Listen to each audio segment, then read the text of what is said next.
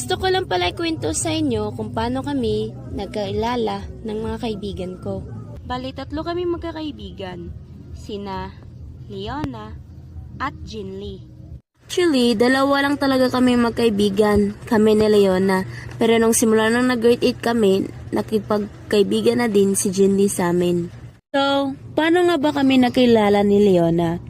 Una, nung grade 7 ako, ay hindi pa talaga kami magkaibigan at isa akong introvert person. So, nung lumipat kami ng room sa itaas, sa 4th floor, ay naging malapit kami sa isa't isa at naging kaibigan. Habang tumatagal ay nagturingan kaming magkapatid at nagpapasalamat ako sa kanya dahil lagi niya ako nililibre every snack time. Which is kung wala siya, edi sana ako na lang. Keme. Nung naging grade na kami ay lagi naming inaayos si Jinly na gumala at pumapayag naman siya kaya napalapit na siya sa amin. At alam niyo ba na sobrang sobra ko silang pinapasalamat at alam niyo kung bakit? Syempre hindi niyo alam.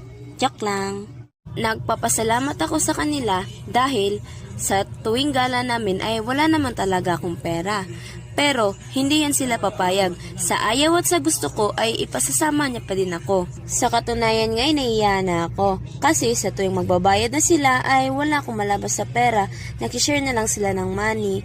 Sana all nahiya. Sa kasamang palad ay si Leon ay naiwalay sa amin. Ang drama pero carry lang. What I mean is na hindi na kami magkaklase. Kami na lang ni Jinly ang magkaklase.